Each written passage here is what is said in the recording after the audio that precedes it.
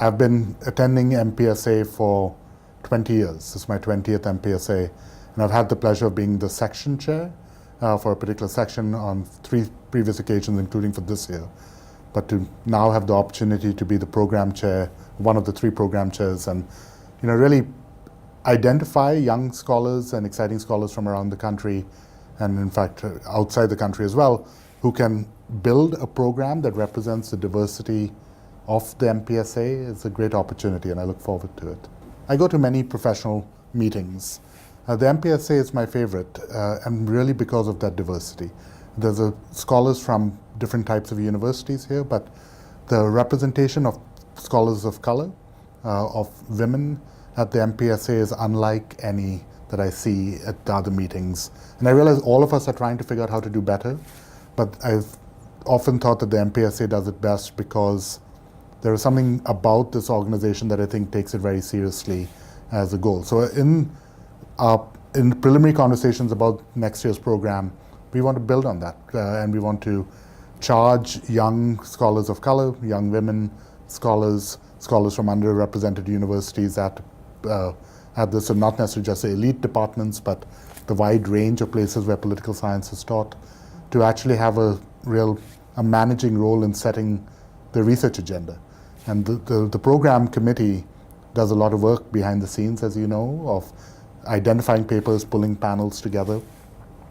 And so making sure that we have different voices playing that role, I think, is a great opportunity to empower these young people and different scholars to think of the MPSA as their organization in the way that I've come to think of it as mine. As anyone who's ever presented a paper on a panel knows, having a good discussant is what makes a good panel. It's what makes the whole panel come together, makes it work. And as a young scholar, when I first started presenting at the MPSA, for instance, having discussants who were senior people in the field, who were willing to take this time and provide the public good of giving comments to an absolute nobody.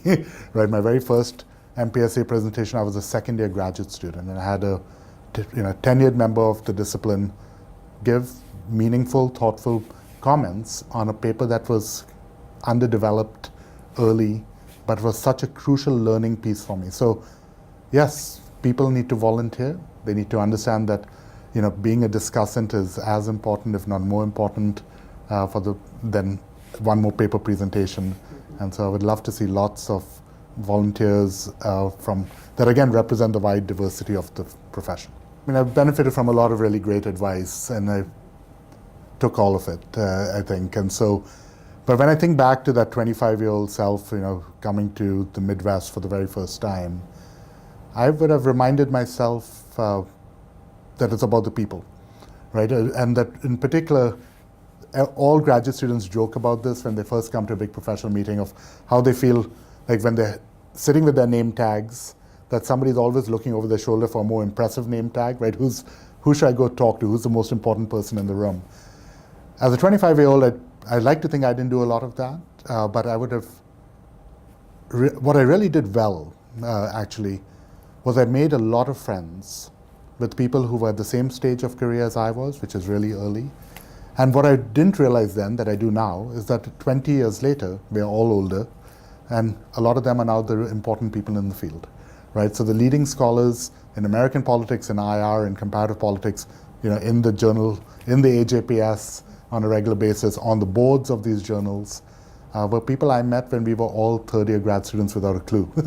And so I think reminding myself then that it didn't matter that I didn't talk to famous person X, right? But rather that it was great that I made all these friends who now, for hopefully the next 20 years, will be people I come back to the MPSA, see again, catch up with.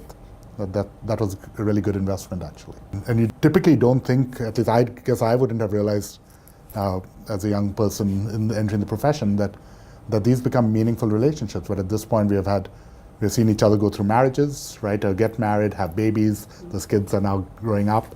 And you think of that when you think of your grad student cohort. You think of that when you think of your undergraduate classmates, obviously. You don't think of it necessarily as the people that you meet on a panel at a professional conference. And yet, in so many fundamental ways, those are the people that your professional life is going to be with.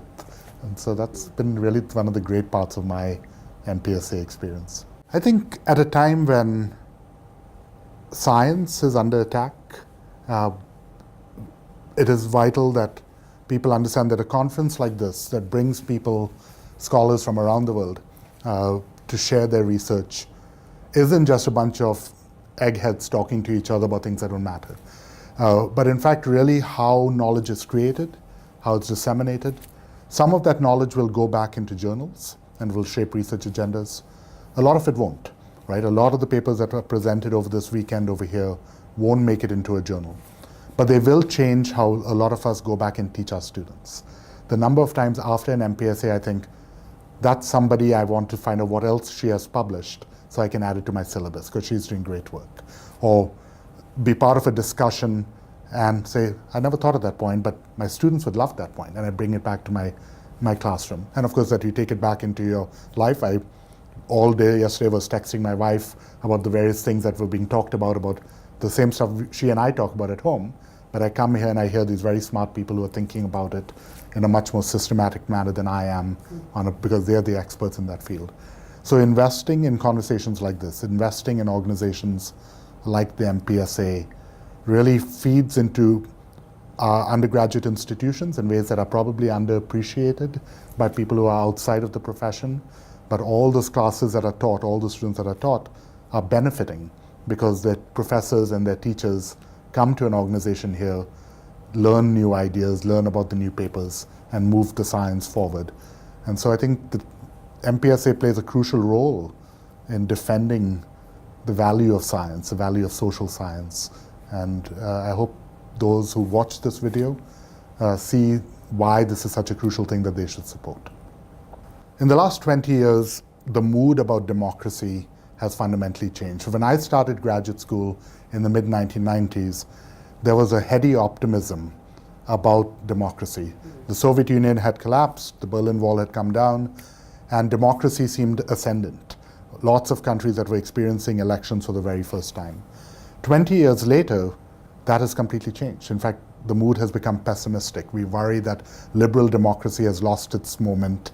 Then an election like the one we had in November of 2016, even in this country, what's happening in France with the rise of Marine Le Pen, what's happened in Hungary, where in the heart of the EU, you had a complete collapse of liberal democracy, has really reinvigorated in a way that I think in the next few years we're going to see research coming out that is pushing and asking fundamental questions about how do we build democracies from the ground up, that we don't think of democracies as something we take for granted, that it isn't some logical, inevitable conclusion of human progress, but really something that has to be created intentionally, that has to be protected, it has to be defended. I think there's a lot of research. The papers I've seen over the last day by graduate students working with new methods in public opinion research, with experimental research, I think are really getting at these deep mechanisms of how we incubate, protect, defend democracy. And that's a research I think that is great. It's value for the public as a whole, but it's also just exciting intellectually. You know, depending on what part of the world you study, it's always a good time to be a political scientist. in that our subjects are always up to something, and so there's always something to study. It's a particularly interesting time to be a political scientist because unlike maybe earlier where we found plenty of interesting things to study, but people weren't necessarily interested in us.